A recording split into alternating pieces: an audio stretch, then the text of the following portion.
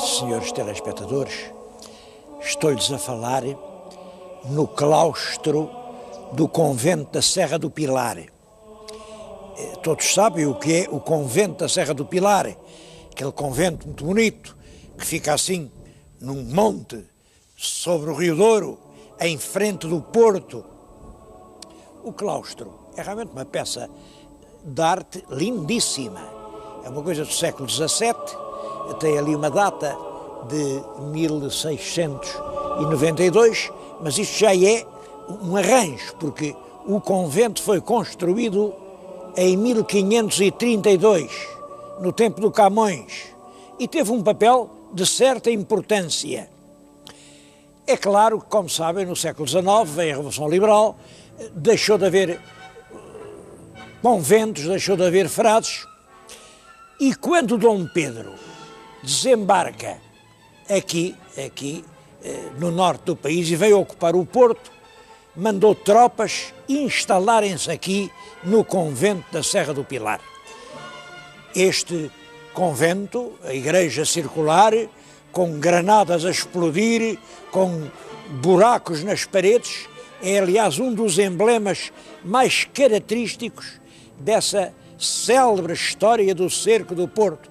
Pode-se dizer que se não fosse a valentia dos defensores da Serra do Pilar, o exército liberal não se tinha conseguido aguentar no Porto.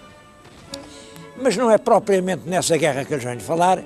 Eu hoje queria falar-lhes de uma coisa que acho muito importante. A história da cidade de Vila Nova de Gaia. O convento fica em Gaia, lá de cima avista-se todo o curso terminal do Rio Douro, e é aqui no Rio Douro, nesta margem esquerda, que nasce Gaia, a atual cidade de Gaia, cidade que, notem, continua a chamar-se Cidade de Vila Nova de Gaia, e faz muitíssimo bem, porque o verdadeiro nome dela é Vila Nova de Gaia, uma vila que cresceu, fez cidade e que hoje é uma das principais cidades portuguesas. Eu ontem perguntei, o número de eleitores inscritos atualmente é 222 mil. Isto representa mais de 300 mil habitantes. Estou, portanto, a falar-lhes numa das maiores cidades de Portugal. É perfeitamente justo que tente contar-lhes a história.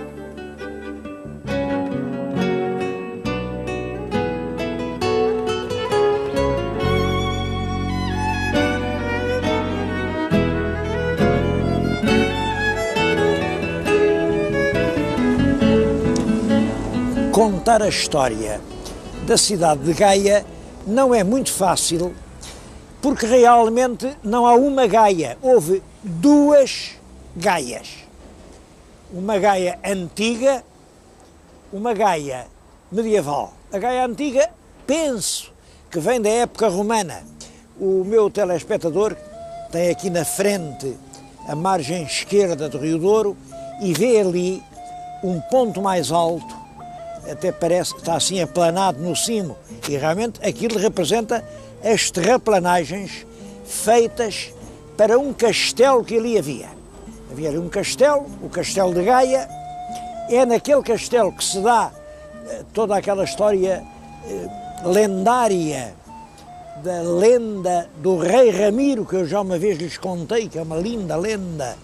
Bom, e depois ficou lá um castelo que foi derribado, pedra a pedra, pela população do Porto no século XIV.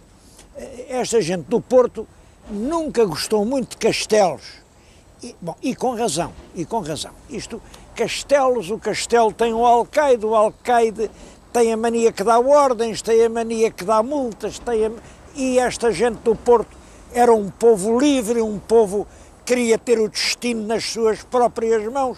Aproveitaram ali uma confusão, o alcaide não estava lá, o alcaide andava com o mestre Tavis, só lá estava a mulher do alcaide, eles foram lá e olha, não ficou pedra sobre pedra. Desde então, quem olha para ali o que vê é aquele morro nu. Bom, mas quando ainda havia o castelo e quando ainda havia uma vila importante de Gaia, cercada de muralhas, vila notável porque era cabeça de julgado de toda esta terra até ao Castelo da Feira, uma coisa importante. Quando isso acontece, o rei Dom Afonso III, é o bolonhês, eu tenho-lhes falado muito do bolonhês porque acho que esse é um dos grandes reis da nossa história, Dom Afonso III, resolve fazer uma vila nova de Gaia. Uma vila nova.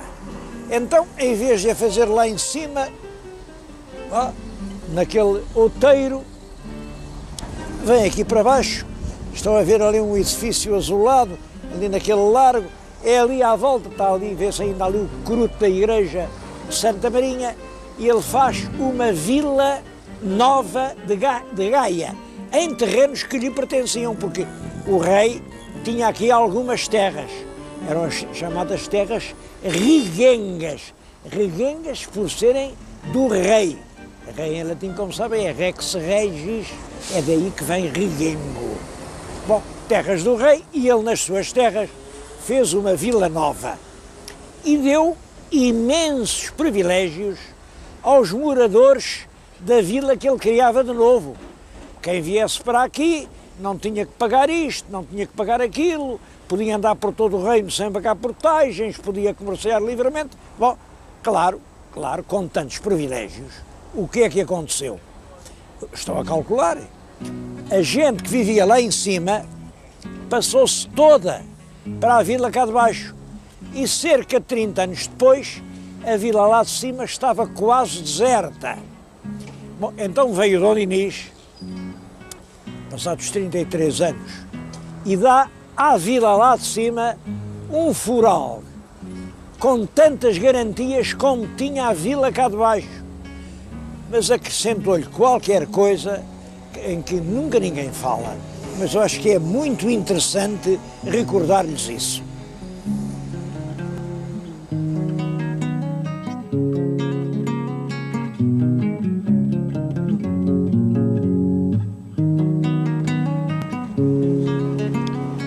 O fural de Dom Dinis tenta reanimar e dar uma nova vida aqui à Vila Velha, porque realmente ela estava a morrer. Mas no fim diz isto: por prazimento quer dizer acordo, quer dos moradores da Vila Velha, quer dos moradores da Vila Nova, ele determina que os dois sejam em um. Eu acho esta frase formidável. Duas vilas rivais, que os dois sejam em um. E que para isso tenham um só juiz e um só foro. E mais, que os açougues nesta fase quer dizer os mercados onde todos têm que se ir abastecer, sejam postos em aquele lugar que está sob a fonte entre Gaia e Vila Nova do Rei. E que aí o lugar é exatamente este que estão a ver, vê-se ali o borbulhar da água. Quanto à fonte, ela desapareceu, já ninguém sabe onde está a fonte. No século passado chamava-lhe a Fonte do Cabeçudo. Bom, mas nós fomos encontrá-la porque hoje está integrada dentro de uma edificação e não há dúvida nenhuma de que é esta, porque deste tanque a água corre para um ribeiro que vai por debaixo deste lajedo e que vai desaguar ao Douro, exatamente no lugar onde vimos borbulhar aquela água. E que aí se faça a feira. Portanto, este era o terreno da feira. É curioso que hoje fica aqui a 2 passos o mercado. E que todos os vinhos que vierem pelo rio Douro sejam postos em o rio onde entra a água da sobredita fonte que está sob os açougues no rio Douro. Portanto, era aqui que os barcos do vinho tinham que parar. Reparem, hoje olhamos para a margem e é aqui que estão todos os armazéns do vinho do Porto, e que o juiz julgue e faça ao seu juízo perto desses açougues. Portanto, o juiz tinha que vir para aqui, era por aqui que ele dava as suas audiências. Desta maneira, o rei Dom Dinis esperava unir as duas povoações.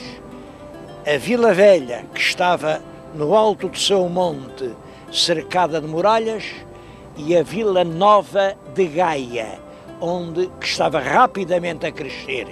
Assim se faria uma povoação e da povoação nasceria uma cidade.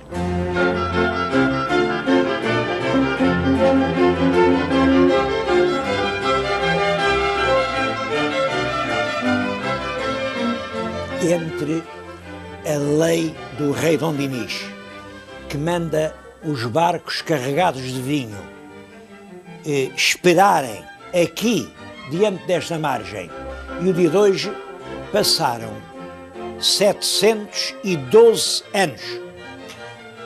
Eu não sei se existe alguma relação entre essa lei de há tanto tempo e o facto de hoje, exatamente a margem em frente, estar inteiramente cheia de armazéns de vinho. Agora o vinho já não espera a bordo, no rio, espera em terra, nos armazéns. Eu vim a um desses armazéns, exatamente aqui, diante do sítio onde o Dom Dinis tinha dito que os barcos deviam esperar, e vim aqui por várias razões. Uma delas é que este armazém é praticamente um museu. Guarda-se aqui vinho desde, imaginem, desde 1815. 1815, ainda o Napoleão era vivo. 1815, olhem, estava a nossa corte no Brasil. É o ano em que nasce o Reino Unido de Portugal-Brasil. Há que tempo isso lá vai? Desde então até agora há aqui vinhos de todos esses anos. Bom, e eu vim aqui para beber um cálice de vinho. Este vinho eu escolhi-o com cuidado e abri-o pelo método da tenaz, que é realmente cortar o gargalo. Fiz isto quase religiosamente para beber este cálice à saúde dos senhores telespectadores, que eu sei que em tão grande número e em tantas partes do mundo não perdem nenhum destes meus programas. Eles têm sido a grande companhia destes horizontes da memória. Estamos no início do novo ano, estamos no início de um novo século, e eu, ao beber religiosamente este vinho antigo, bebo com um abraço, com um grande sentimento de solidariedade e de afeto por todos os portugueses espalhados por toda a roda do mundo.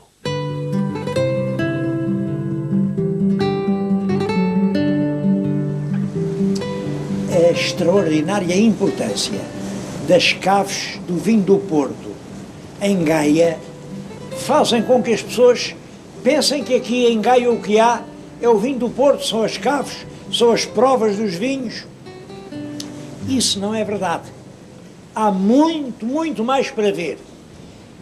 Eu também acho, claro, a prova dos vinhos tem uma grande importância, tem mesmo uma importância turística que acho que tem que ser promovida.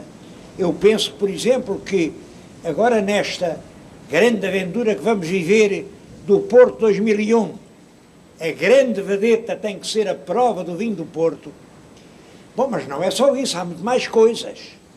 E eu queria-lhes mostrar, pelo menos, primeiro, o coro alto do convento do Corpus Christi. Os meus telespectadores reparem para o que há de belo, de rico, de exuberante aqui nestas pinturas, neste teto de caixotões. Isto é tudo do século XVII. É claro, ao fim de tantos anos, as telas estão a apodrecer, as talhas estão a despregar-se e isto exige uma obra de restauro extremamente urgente. Não sei, se não lhe acudirem, se isto pode durar mais 10 anos. Oxalá que isso aconteça. Este convento do Corpus Christi é uma coisa muito antiga, isto vem do século XIII ou XIV, é claro, depois as cheias do rio destruíram, isto recuou, o que hoje se pode ver é tudo do século XVII, mas acho que é uma obrigação dos responsáveis pelo património artístico português acudirem àquele coro alto, àquela obra-prima. Outras coisas que não podiam deixar de se ver é, por exemplo, o túmulo do infante Dom Rodrigo Sanches, ali em Grijó. É o mosteiro de Pedroso. E eu ia para lá, ia-lhes mostrar o túmulo do infante morto, cruelmente morto numa batalha, só que caiu sobre nós um temporal tão grande a caminho que eu tive que pedir abrigo. Olha, vi aqui assim uma casa com um portão aberto, não podíamos, a força da chuva não deixava andar os carros. Eu estou-lhes a falar nos famosos temporais do 7 de dezembro. O Douro salta das margens, anda toda a gente a fugir, eu também fugi e vim para aqui. E ainda bem que vim, porque vim-lhes mostrar um tesouro cuja existência eu próprio ignorava. Já viram? Isto é um velho solar, ali atrás de mim está uma pedra de armas, era um palácio do Conde de Rezende. O Conde de Rezende era pai daquela Dona Emília Rezende, de que eu lhes falei muito num programa de há pouco tempo, que eu fui fazer ao Grêmio Literário, porque é a senhora que casou com o Eça de Queiroz. Sem dúvida nenhuma, Eça de Queiroz veio a esta casa, sem dúvida nenhuma, andou nesta varanda e ele, coitado, que nunca teve uma casa que fosse só dele. Tenho a certeza de que aqui teve pena de não ter uma casa assim. Esta casa hoje pertence à Câmara Municipal de Gaia e é um museu. É um museu, enfim, fica um bocadinho de longe de Gaia, por isso não é muito conhecido, mas é um museu onde se reúnem peças realmente extraordinárias. Eu vou-lhes mostrar duas que acho que são únicas no nosso país e que são, para mim, perfeitamente fascinantes.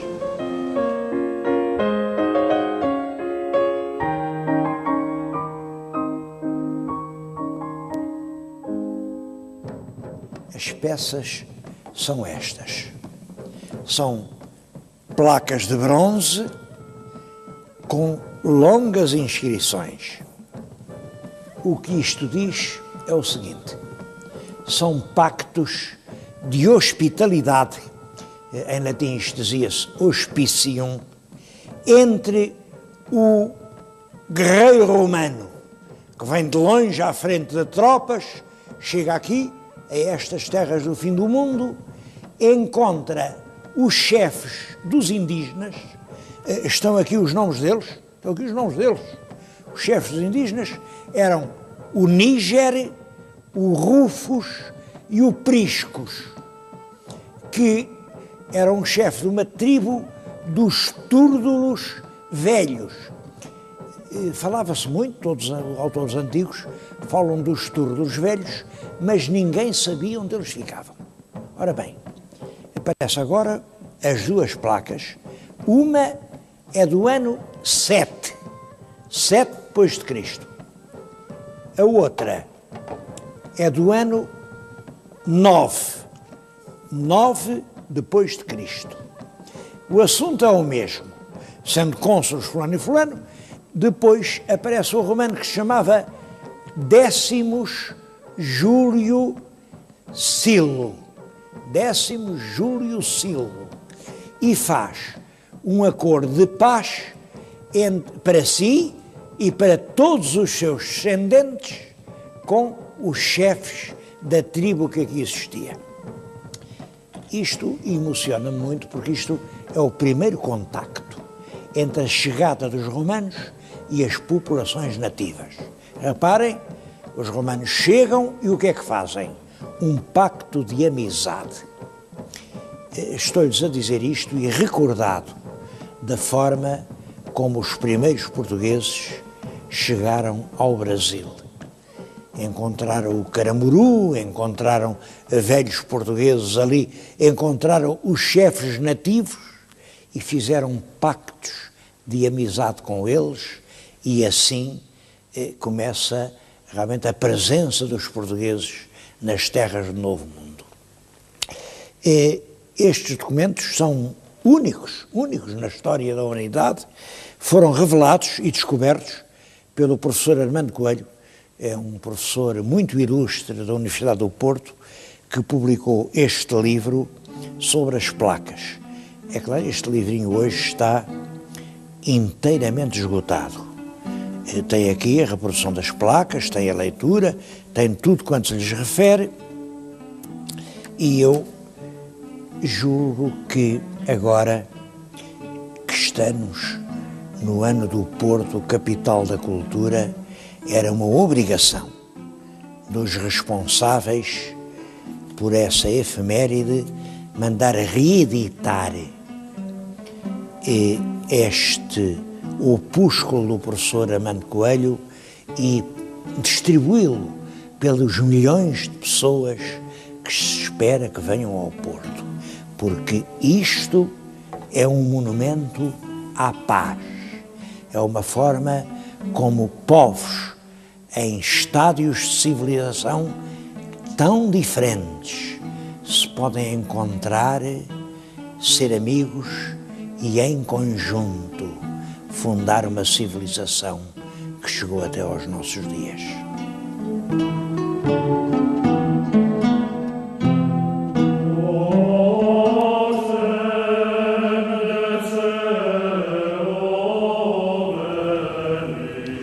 Esta é a igreja do mosteiro de Pedroso. Este mosteiro foi fundado para aí no século X, há mais de 1000 anos.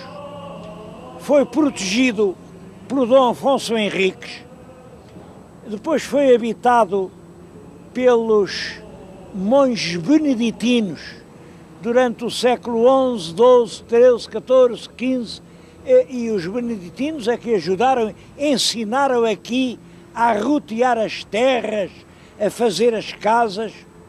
No século XVI, o cardeal Dom Henrique, cardeal rei, deu isto aos jesuítas. Os jesuítas estiveram aqui no século XVII e no século XVIII e também ensinaram e ajudaram e civilizaram. No século XVIII, o Marquês de Pombal tirou isto aos jesuítas e deu à Universidade de Coimbra.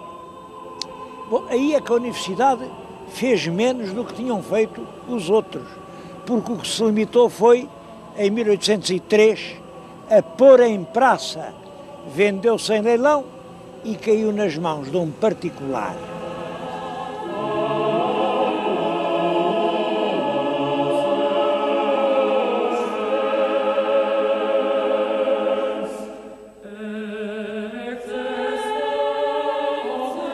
Outro monumento, e este só por si vale uma visita ao Conselho de Gaia, é o Mosteiro de São Salvador de Grijó. Esta palavra Grijó é uma palavra curiosa, porque, como sabem em latim, igreja dizia-se eclésia. E do mesmo modo que nós, para dizer uma igrejita pequenita, sem importância nenhuma, dizemos uma igrejola, os latinos, para uma eclésia pequenina, diziam eclesiola. De eclesiola vem diretamente Grijó. Portanto, Grijó significa que antes de haver aqui este mosteiro enorme, havia uma pequena igreja. Nessa igreja depois há uma outra, segundo medieval, onde encontrou sepultura um príncipe, filho do rei Dom Sancho I. Eu estou junto da sepultura, que é uma das obras-primas da escultura portuguesa do século XIII. É o túmulo do infante Dom Rodrigo Sanches. Ele morreu num combate aqui perto, um combate que chamam ali de Gaia. É a Guerra Civil. De um lado estava ele, à frente de um grande bando de nobres, do outro lado estava um homem que parece que era do partido do rei, o Abril Pérez. Enfim, lutaram, ele morreu. Morreu e foi enterrado aqui. Eu falo-lhes nisto para mostrar a situação que havia em Portugal no reinado do rei Dom Sancho II. Guerras civis, com os nobres a matarem-se uns aos outros. Este documento só por si prova isso. Depois, no século XVII, neste mesmo lugar, construíram um mosteiro monumental. Ele está agora a ser restaurado. Aqui o claustro está forrado de azulejos e o interior da igreja é uma das coisas mais notáveis do nosso país. O meu telespectador dê uma olhadela e tire as suas conclusões.